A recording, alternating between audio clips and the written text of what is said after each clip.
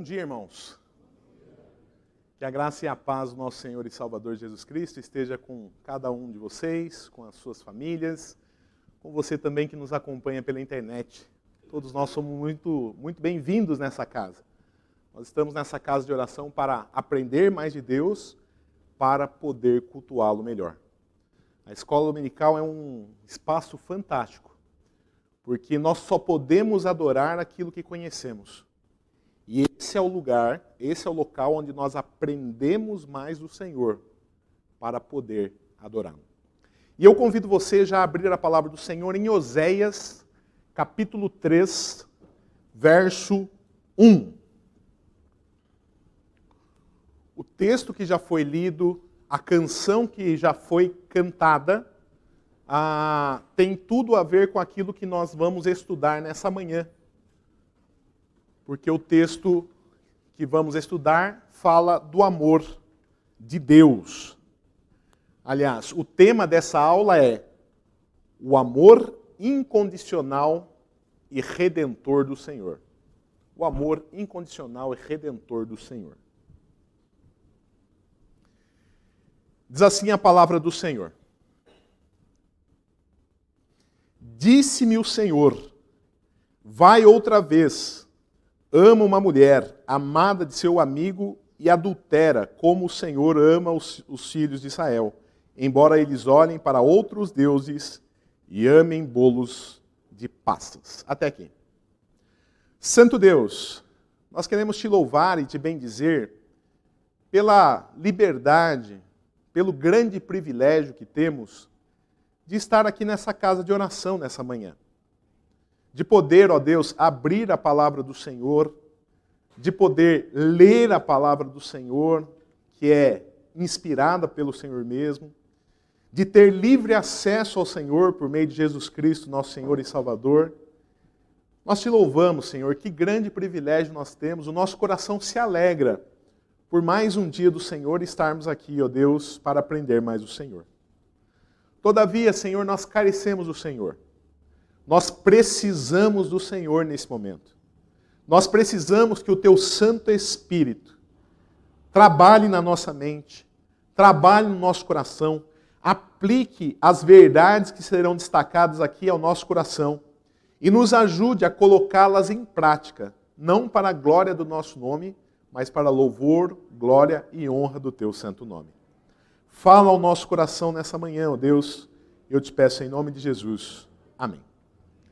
Queridos, eu quero começar essa aula fazendo uma pergunta para você que está aqui no templo, para você que está em casa. A pergunta é a seguinte: acabamos de cantar a respeito do amor de Deus, né, que está em Jesus Cristo. Mas a pergunta é a seguinte: você de fato acredita no amor de Deus? Mais diretamente ao seu coração. Você acredita que Deus pode amá-lo de fato, apesar de você?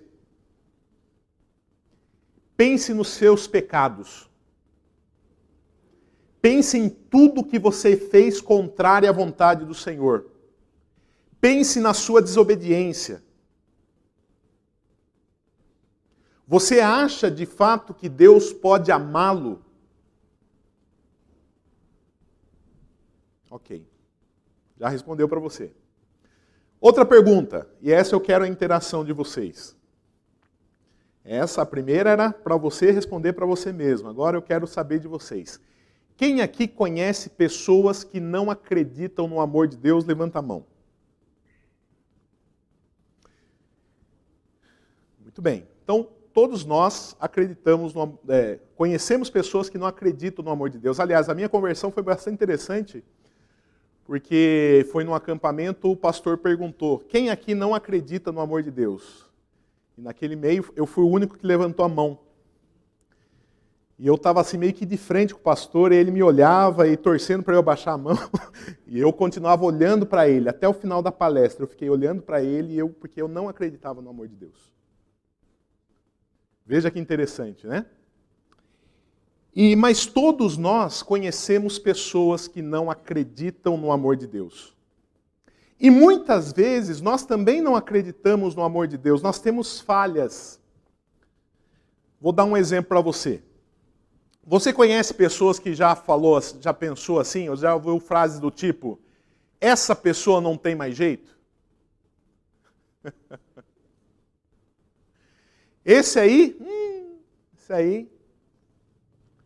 O que nós estamos falando nas entrelinhas quando nós ouvimos isso? O que as pessoas estão falando? Ou quando nós mesmos falamos isso a respeito de outras pessoas, ou falamos isso a respeito de nós mesmos? Quem sabe você já tenha olhado lá no espelho e falando assim, puxa, eu caí nisso de novo. Eu não tenho mais jeito.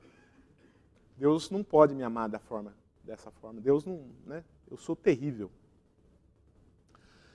E de fato, Deus, Ele nos ama como estamos, mas Ele não quer que nós fiquemos como nós estamos. Ele nos ama e Ele trabalha em nós para que a gente possa ser transformado. Nós vamos ver isso também no texto que nós lemos. Então, irmãos, o texto que nós vamos estudar nesta manhã, ele fala desse amor maravilhoso de Deus. A palavra do Senhor, ela é clara, porque quando talvez você já tenha dito ou já tenha ouvido pessoas falar, puxa, essa pessoa não tem mais jeito. Mas olha só o que a palavra de Deus diz, Romanos 5:20. Onde abundou o pecado, superabundou a graça. Aonde abundou o pecado, superabundou a graça de Deus. E foi isso que aconteceu na sua vida e na minha vida, se nós cremos em Jesus e se nós fazemos de fato parte do povo de Deus. A graça de Deus superabundou em nós. Nós vamos ver nessa manhã que o amor de Deus por nós não é por conta de méritos. Não é por conta que nós somos bons. Não é porque nós obedecemos a lei de Deus. O amor de Deus por nós é incondicional, é apesar de nós, apesar dos nossos pecados, apesar da nossa prostituição espiritual, apesar da nossa infidelidade, apesar da nossa idolatria. Ele nos ama.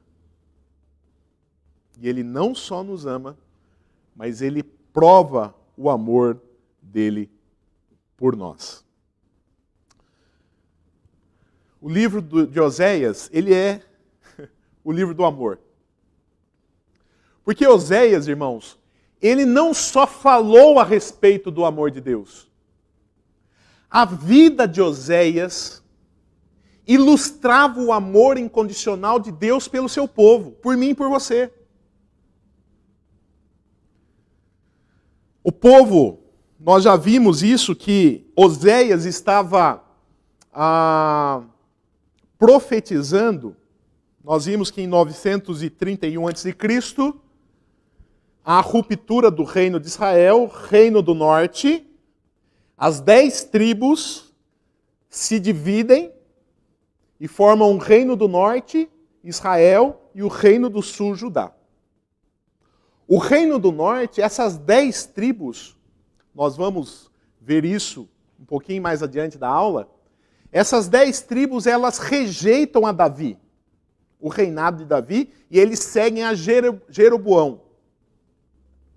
Então eles formam o reino do norte.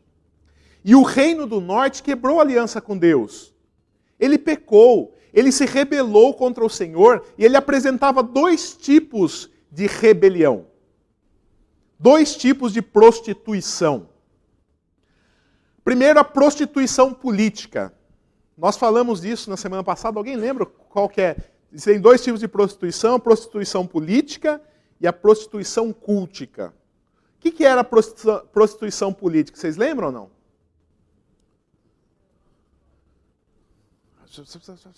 Aqui tem resposta. Muito bem. Essa é minha tia, rapaz. Olha só. A prostituição política era justamente por isso. quando os inimigos se levantavam, quando os povos se levantavam contra Israel, em vez deles buscarem o socorro de Deus, se derramarem na presença do Senhor, confiarem no Senhor, eles buscavam alianças espúrias. Alianças com povos que eram contrárias à vontade de Deus, como o Egito e a Síria. Eles desconfiavam do cuidado de Deus. Prostituição política. Mas existia também a prostituição cultica. E o que é a prostituição cultica? Alguém sabe?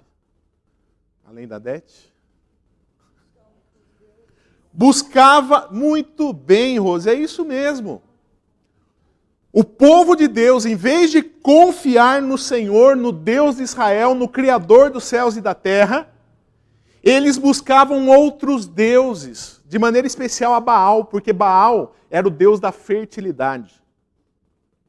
Então, quando eles queriam um aumento na produção de grãos, na agricultura, quando eles queriam aumentar a sua descendência com filhos, eles adoravam a Baal.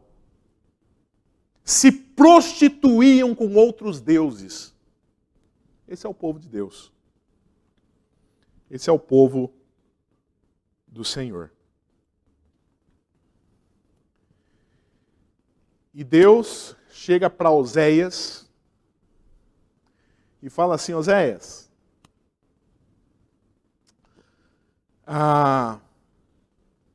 o meu povo é um povo adúltero. Inclusive, as filhas do meu povo têm se prostituído. Porque em outros deuses, em outras religiões pagãs, eles usavam o sexo como uma forma de adoração aos falsos deuses. E Israel começou a adotar esses procedimentos pagãos no seu culto. Oséias 4:12 em diante vai mostrar isso, você pode acompanhar no telão se você quiser.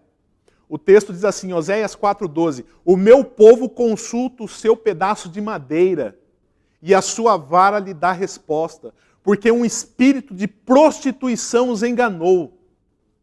Eles, prostituindo-se, abandonaram o seu Deus. Palavra do Senhor. E ele continua, sacrificam sobre o cimo dos montes e queimam incenso sobre os outeiros, debaixo do carvalho, dos choupos e dos terebintos, porque é boa a sua sombra. Por isso, vossas filhas se prostituem e vossas noras adulteram. O povo de Deus, adorando a outros deuses, chegavam a se prostituir. E não só as mulheres. Não castigarei vossas filhas que se prostituem, nem vossas noras quando adulteram, porque os homens mesmo se retiram com as meretrizes e com as prostitutas cultuais sacrificam, pois o povo que não tem entendimento corre para a sua perdição. O povo estava totalmente perdido, irmãos. Eles se renderam a outros deuses, começaram a adotar práticas horrendas, abomináveis aos olhos do Senhor. Então, além da prostituição política, havia a prostituição cultica também.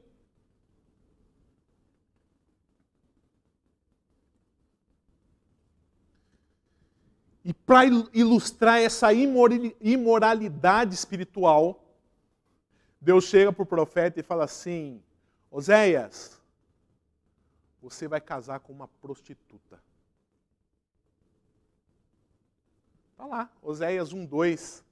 Vai, toma uma mulher de prostituições e terás filhos de prostituição, porque a terra se prostituiu, desviando-se do Senhor.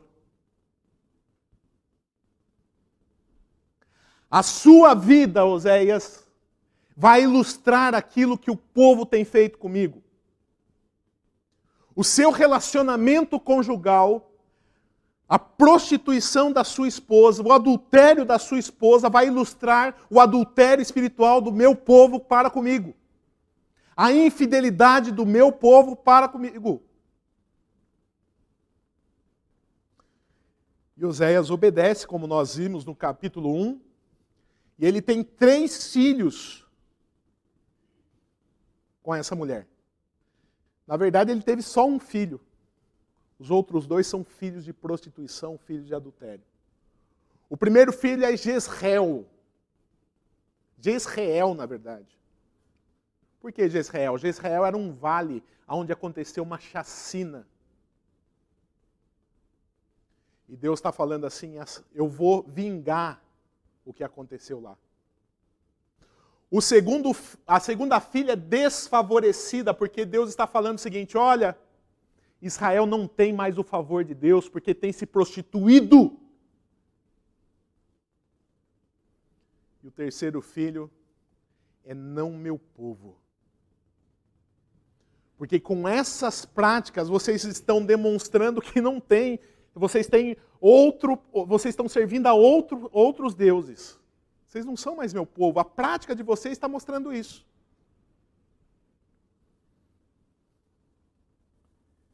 Então, para ilustrar tudo isso, ele está falando, case-se e tenha essa vida. E agora nós chegamos no capítulo 3, nós passamos pelo capítulo 1 e 2, e no capítulo 3 o texto diz, disse-me o Senhor, vai outra vez, ama uma mulher, amada de seu amigo e adúltera, estou lembrando aqui do Fantástico. Eu ia citar isso aqui. E adúltera, não adultera. Quem assiste o Fantástico sabe do que eu estou falando. E como o Senhor ama os filhos de Israel, embora eles olhem para outros deuses e amam bolos de passas. Gomer, a mulher adúltera, que representava o povo de Israel, ela estava vivendo com um amante, como uma escrava. E Deus, então, toma a iniciativa de reconciliação. Olha só que interessante. O mesmo Deus que chegou para Oséias lá no capítulo 1 e falou o seguinte, vai, toma uma mulher de prostituições e terás filhos de prostituição, porque a terra se prostituiu, desviando-se do Senhor. Esse mesmo Deus agora fala assim, vai e ama, vai outra vez. Vai outra vez, ama uma mulher. Que interessante. Vai outra vez e ama uma mulher. E sabe por que ele recebe essa ordem? Para mostrar que o amor de Deus é perseverante. Apesar de nós, irmãos, apesar das nossas duras cerviz, apesar das nossas prostituições, da nossa desobediência, o Senhor é perseverante. E Ele continua nos amando. Até nós, muitas vezes, duvidamos desse amor. Porque a gente se conhece. Não é possível que Deus me ama. Olha o que eu fiz de novo. Mas o amor de Deus é perseverante.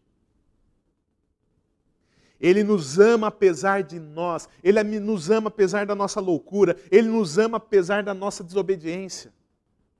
Apesar da nossa idolatria. Porque idolatria não é só se curvar na frente de uma estátua ou de uma madeira. Quando você ama mais o seu filho do que a Deus, isso é uma idolatria. Quando você ama qualquer coisa acima de Deus, você é um idólatra. Mas mesmo assim, Deus nos ama. Ele nos ama. Pois não.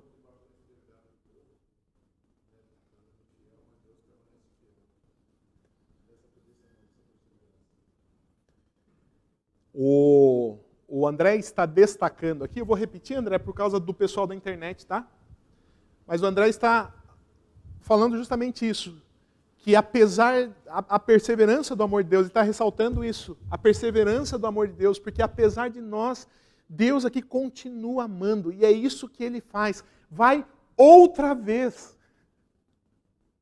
Você já passou por isso, ela já abandonou você. Essa mulher, ela já... Os comentaristas dizem que, alguns deles, que ela virou uma prostituta cultual. E quando ela não servia para nada mais, quando ela estava arrebentada, quando ela não servia nem para isso mais, ela é colocada no mercado para ser vendida. Uma mercadoria barata. Pois não?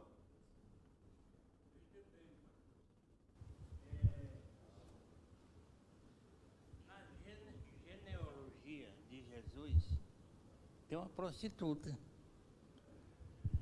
E ele aceitou essa prostituta que foi Raabe. Raabe. Está na genealogia de Jesus Cristo.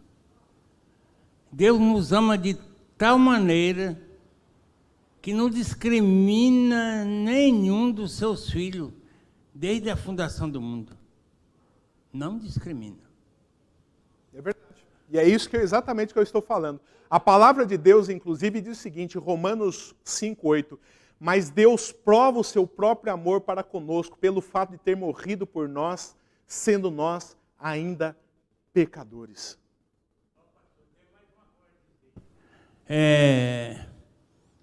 Eu ia passando, me arrastando, bêbado ali no cemitério, e tinha um irmão que me ensinava aqui, que morreu há algum tempo atrás, chama-se Walter Caetano,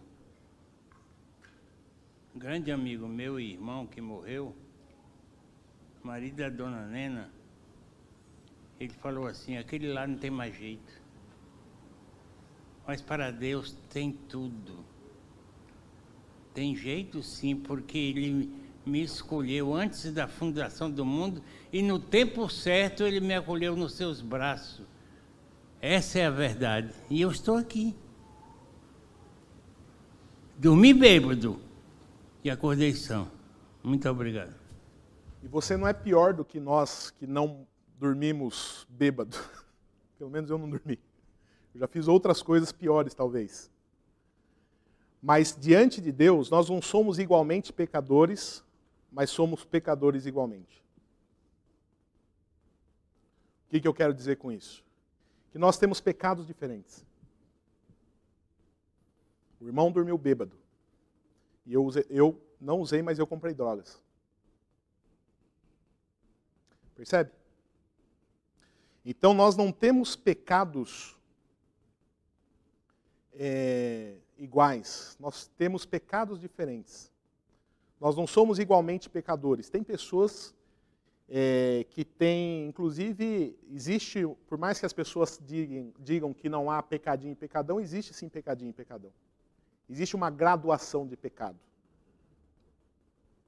Eu entendo que as pessoas dizem que quando dizem que não tem pecadinho e pecadão, porque todo pecado leva para o mesmo buraco. Se eu roubo 1 milhão ou se eu roubo uma bala, eu sou pecador. E se eu quebro um mandamento, eu quebro todos. Então, nesse sentido, não existe. Mas existem pecados que entristecem mais a Deus e Deus faz graduação de pecado. Quando ele diz, 4 coisas eu odeio e uma eu abomino, o que ele está fazendo? Graduação. Se eu penso mal do Fernando, eu já o assassinei, segundo Jesus. Mas se eu vou lá e mato o Fernando, isso tem tanto um peso diferente que a consequência é diferente. Percebe? Então, todos nós somos pecadores diante do Senhor. Todos nós. Nós não somos pecadores igualmente, mas somos igualmente pecadores. E por isso merecemos por nós mesmos, sem a ação amorosa de Deus, a condenação eterna. Mas a palavra de Deus diz, mas Deus prova o seu próprio amor para conosco pelo fato de ter Cristo morrido por nós, sendo nós ainda pecadores. Aí está a beleza. É o amor incondicional de Deus. Seu Eli vai falar, deixa eu só pegar o microfone que está aqui. Era esse que eu estava usando? Ah, tá ali, com o diácono, por favor.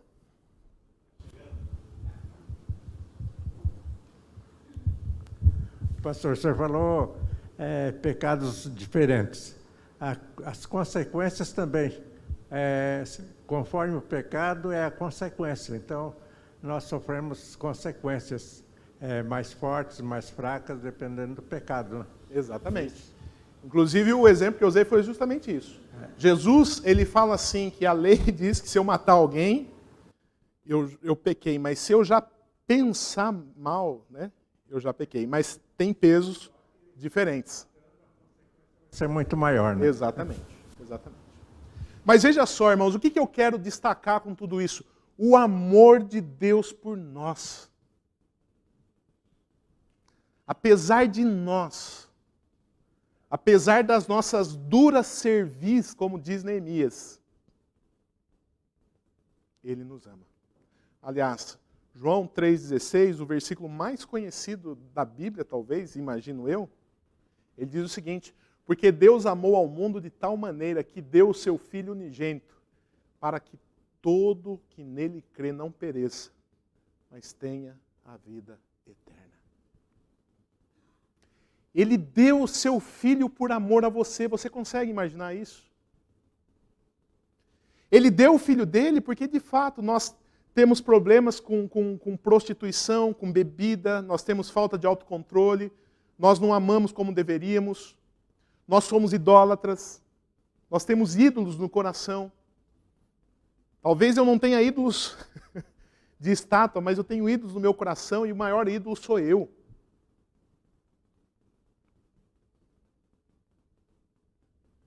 Mas mesmo assim, Deus me amou e não só me amou, Ele provou o seu amor por nós. E como que Ele prova o seu amor? Dando o seu Filho, o seu único Filho. Porque Deus só tem um Filho, irmãos. A palavra unigênito significa único. Deus só tem um Filho verdadeiro. Nós passamos a ser filhos de Deus por meio da fé em Jesus Cristo. Nós somos adotados por Deus por meio da fé em Jesus. Como diz lá em João, capítulo 1, verso 11, 12 e 13. Veio para o que era seus e os seus não o receberam, mas a todos quanto receberam, deu-lhes o poder de serem feitos filhos de Deus. Eles não eram. Eles foram feitos filhos de Deus. E daí ele explica, a saber, o que é, né, receber a Jesus? Aos que creem no seu nome. No nome de quem? De Jesus. Deus deu o seu Filho por nós. Pois não.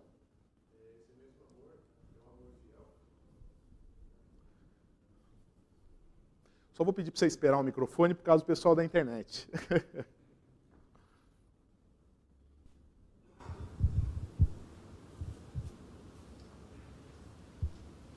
Falando do amor de Deus, o amor fiel, é o mesmo amor que serviu de suporte para Oséias, que determinou para que ele fosse amar a sua esposa, infiel e adúltera.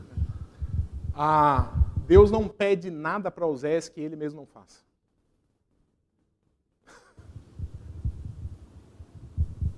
Deus não pediu nada para Oséias que ele não esteja fazendo. Fazer aliança com pessoas infiéis. Com pessoas pecadoras. Com pessoas adúlteras. E o versículo 1 ainda ele termina assim: embora eles olhem para outros deuses e amem bolos de passas. E eu fiquei feliz, porque essa semana eu fui convidado para tomar café numa família aí. Será que eu posso revelar ou não? Na casa da Priscila. E ela foi tão carinhosa, demonstrou tanto amor pela minha família, que ela falou assim, o pastor não gosta de passas. Então ela fez metade de um bolo de banana com passas e a outra metade sem passas. Eu falei, nossa, olha como eu sou bom, eu não gosto de passas. Mas não é disso que o texto está falando, irmãos. O que tem a ver, pastor, gostar de bolo de passas? É que o bolo de passas, irmãos, era usado no culto, na adoração aos falsos deuses. Entendeu? Por isso que está aí no versículo 1, o seguinte, né, no finalzinho: embora eles olhem para outros deuses, ele nos ama, embora ele olhe para outros deuses e amem bolos de passas. Não tem problema você amar bolo de passas, tá? Só passas no arroz, aí já é demais. Mas a ideia, irmãos, é que o povo de Deus estava se prostituindo tanto que comia até bolo de passas, com passas. Pois não. É a mesma. É a Gomer. É isso que aconteceu. Gomer, só para você entender, Dete, casou, teve os filhos, viveu um tempo, abandonou, provavelmente se tornou uma prostituta cultual. Quando ela não servia mais para nada, ela é colocada para ser vendida no mercado. E Oséias, que representa Deus, ele vai outra vez e ama essa mulher. E prova o seu amor como? Comprando, resgatando. E como que ele faz isso? Por meio de Jesus. Percebe o tamanho do amor de Deus? Esse texto ele exalta muitas coisas. A primeira coisa é o tamanho da nossa prostituição, da nossa infidelidade, do nosso pecado. A abundância do nosso pecado. Mas ele destaca a superabundância do amor de Deus.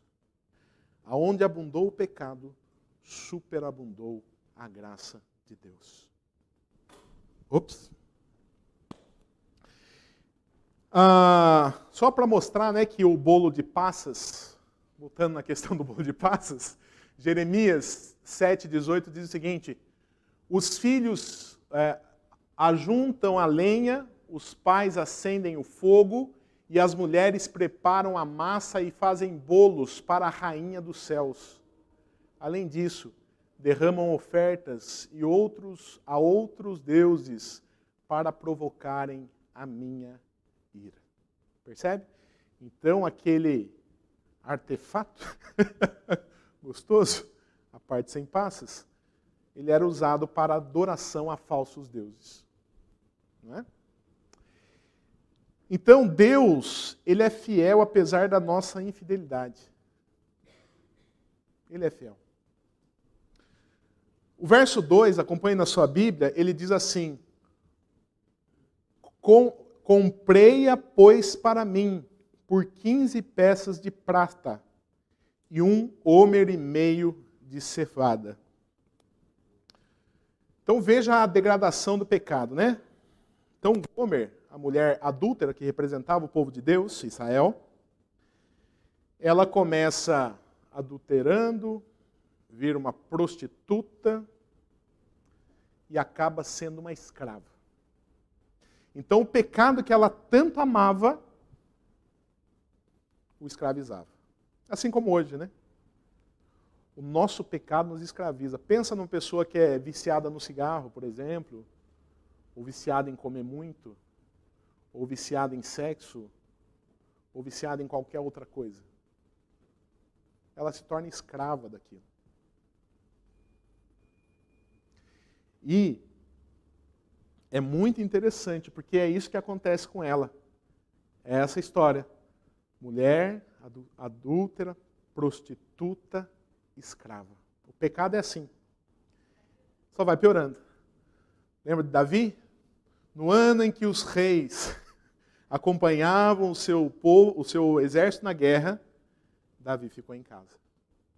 Por que ele ficou em casa? Ele foi passear no jardim, porque foi passear no jardim, viu Betseba, porque viu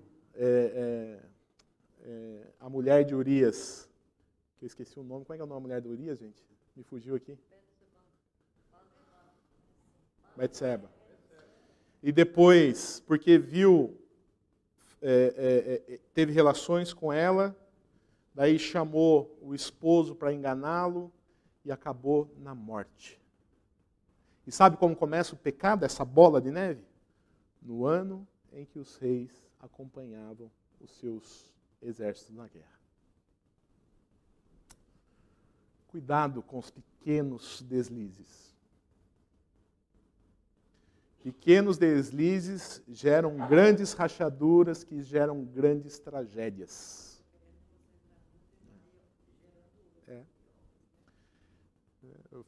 Lembra lá Mariana, né? Acho que rachadinho. E depois... Muito bem. E veja como ela se desvalorizou. Quantas moedas de prata? Aqui são 15 moedas de prata. São equivalente à metade do preço de um escravo. Essa mulher que tinha uma família, ela se tornou escrava e valia metade do preço de um escravo. E mais 300 litros, mais ou menos, de cevada. Esse foi o preço pago. E, irmãos, essa é uma diferença entre Deus e Oséias. Oséias pagou um preço muito barato para ter a sua esposa novamente de volta.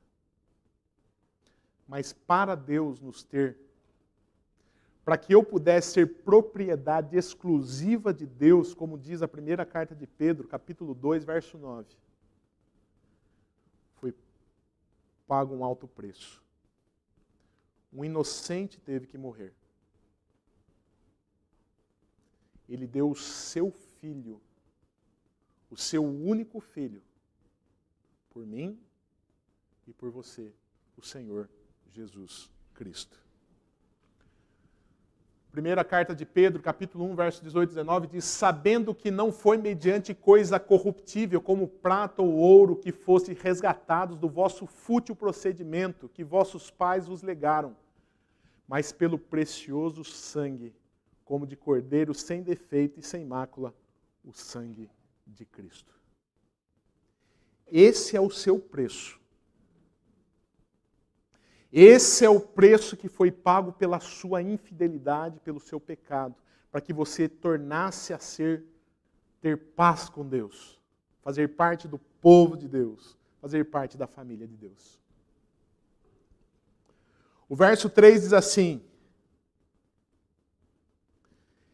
e lhe disse, tu esperarás por mim muitos dias, não te prostituirás, nem serás de outro homem.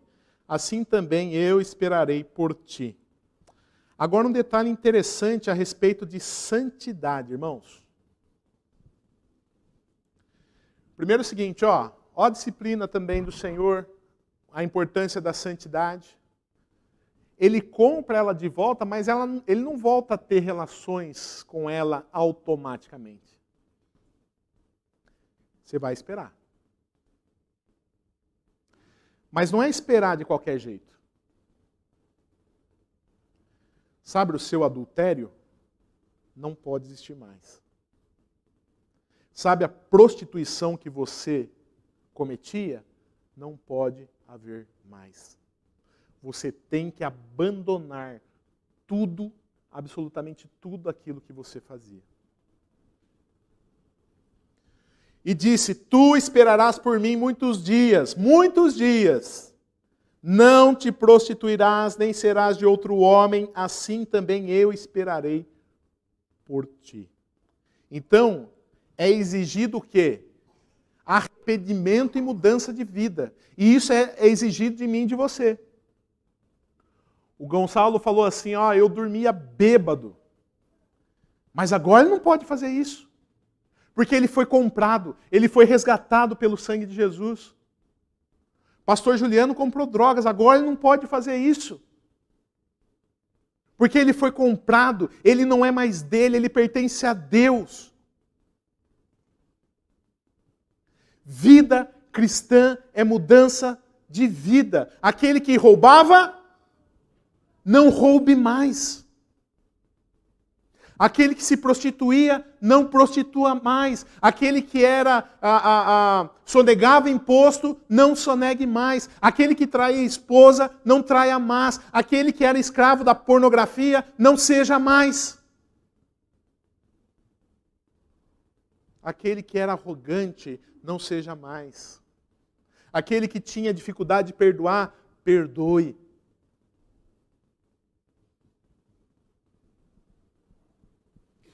Gomer tinha que mudar de vida, irmãos, e é assim comigo e com você.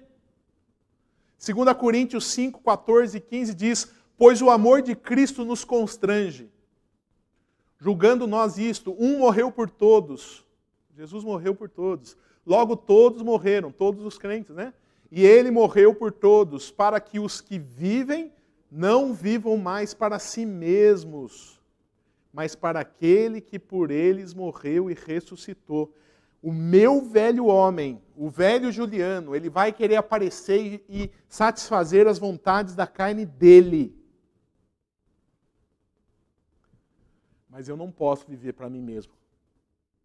Agora, Deus me comprou por meio de Jesus e eu tenho que viver para Jesus, para fazer a vontade de Deus. Eu não posso mais me envolver com coisas que são contrárias à vontade de Deus. Eu tenho que buscar uma vida de santidade. É isso que esse texto nos ensina.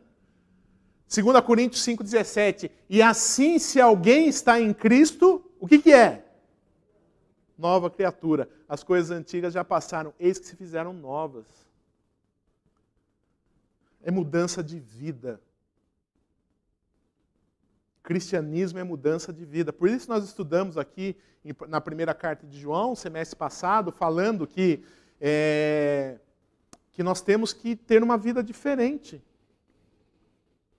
Porque o cristianismo ele exige de nós isso. Ser povo de Deus, nós somos representantes de Deus na terra. Nós somos chamados a ser sal da terra e luz do mundo. As nossas boas obras têm que ser vistas para os homens lá fora para que eles glorifiquem ao nosso Deus que está no céu. O versículo 4, já encaminhando para o final, ele diz assim: porque os filhos de Israel ficarão por muitos dias sem lei, sem príncipe, sem sacrifícios, sem coluna, sem estola sacerdotal ou ídolos do lar. Quando que isso se cumpriu, irmãos? Com Israel? Com o povo do norte? 722 a.C., quando aconteceu o quê? O cativeiro. Por conta do pecado, esse povo foi levado ao cativeiro, ele foi disciplinado, e lá eles perderam os privilégios de cultuar a Yahvé. É interessante, o Salmo 137, 9, se eu não me engano, ele fala o seguinte: feliz o homem que pega a cabeça dos seus filhos e esmaga contra a rocha. Por que isso? O que ele quer dizer é o seguinte: nós não podemos adorar a Deus, era melhor que o meu filho não tivesse vida. Percebe? No cativeiro eles perderam a liberdade que tinham de adorar a Deus por conta da idolatria. Mas o cativeiro tinha um propósito: purificar o povo de Deus. Eles não só não perderam os privilégios, mas eles foram livres da idolatria também. Nunca mais, irmãos, depois do cativeiro, existiu dois Israel, o povo do norte e o povo do sul.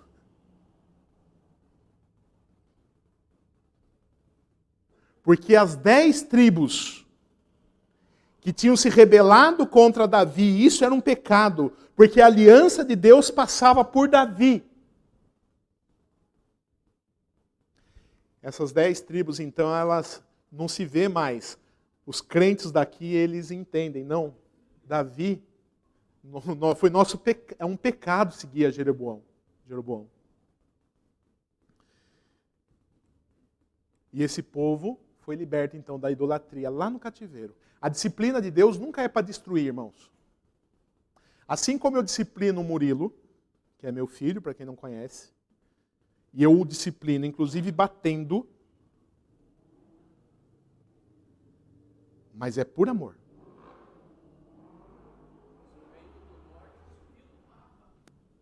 Subiu, mas por que sumiu? Por que subiu? Sumiu.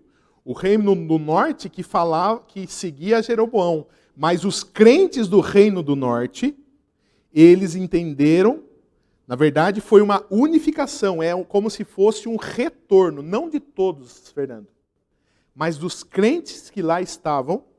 Eles passam então a entender que seguir a Jeroboão primeiro foi um erro. A divisão do reino nunca foi o propósito de Deus, porque a aliança de Deus passava por Davi. Até porque, veja só, não era esse o texto, mas vamos lá, eu vou adiantar aqui. Mateus 1, livro da genealogia de Jesus Cristo, filho de Davi. Olha o que ele diz em Apocalipse 22, 16, o próprio Jesus. Eu, Jesus, enviei o meu anjo para vos testificar essas coisas às igrejas. Eu sou a raiz e a geração de Davi. Não tem nada de... Sim, exatamente. O verso 5, né? Nós vamos entrar, ele fala assim: depois tornarão os filhos de Israel e buscarão ao Senhor seu Deus e a Davi. Por que eles vão buscar Davi? Porque eles estavam em pecado quando seguiram Jeroboão. Então os crentes lá, eles vão entender depois do cativeiro que o que? Eles têm que seguir é Davi. Foi um erro a separação dos dois reinos. Foi um pecado a separação dos dois reinos. Então, depois da disciplina, esse povo vai voltar então a buscar a Deus e a seu rei Davi. E como eu já disse, essa aliança, esse retorno a Davi, ele tem um cumprimento espiritual também, porque o Messias viria da linhagem de Davi, como nós lemos nesses dois textos, né? Um próprio Jesus afirmando, inclusive. Então, irmãos, o que nós aprendemos com esse texto? Nós já estouramos alguns minutinhos. O que nós aprendemos com esse texto? Nós aprendemos que o amor de Deus, ele é incondicional e ele é redentor. Deus nos amou, e Ele não só nos ama, mas Ele prova o seu amor nos resgatando por meio do seu Filho. Esse é o nosso Deus. Em Jesus, toda a nossa infidelidade é perdoada. Em Jesus nós somos resgatados. Em Jesus nós somos comprados para Deus. Em Jesus, Ele mostra, né? Deus mostra o seu amor por nós. E daí eu termino com duas aplicações. Deus nos ama dessa forma. E de maneira incondicional. O que eu tenho que fazer com isso? Primeira coisa, adorar a Deus. Gente, nós estávamos perdidos. O nosso caminho natural era o inferno, a condenação eterna. Mas Deus nos ama e provou o seu amor por meio de Jesus. O que eu tenho que fazer? Amar a Deus, louvar a Deus. Gritar isso para o mundo lá no dia 17, lá no Parque Ecológico. Nós servimos a Deus, o Deus que nos ama e provou o seu amor por meio de Jesus. E nós devemos também, além de amar a Deus, além de evangelizar, falar desse Deus para as pessoas, sabe outra coisa que nós devemos fazer? Buscar a santidade. Enquanto nós esperamos a redenção em Cristo, a volta de Cristo para sermos redimidos, eu e você devemos buscar santidade. A palavra de Deus também mostra isso. Primeira carta de João 3:1 diz assim: vede que grande amor nos tem concedido o Pai, que nós acabamos de aprender, relembrar hoje nessa manhã, a ponto de sermos chamados filhos de Deus. E de fato somos filhos de Deus. Por essa razão o mundo não nos conhece, porquanto não o conheceu a Ele mesmo. Amados, agora somos filhos de Deus e ainda não se manifestou o que haveremos de ser. Sabemos que quando Ele se manifestar, seremos semelhantes a Ele, porque havemos de vê-lo como Ele é. Então veja só, hoje nós já somos filhos de Deus. O João já é filho de Deus hoje. Mas quando Cristo voltar, João, nossa carcaça velha, que nós volta tudo doído lá do jogo de futebol, nosso corpo vai ser transformado. Nós teremos, né? Face a face ali com Jesus. E Ele vai nos resgatar. Só que enquanto isso não chega, o que eu tenho que fazer? Isso vai acontecer lá. E assim mesmo se purifica todo que nele tem essa esperança, assim como ele é puro. Gomer teve que abandonar a prostituição, teve que abandonar o adultério. Eu e você temos que fazer a mesma coisa. Ame a Deus. Fale de Deus. E busque uma vida de santidade. Amém?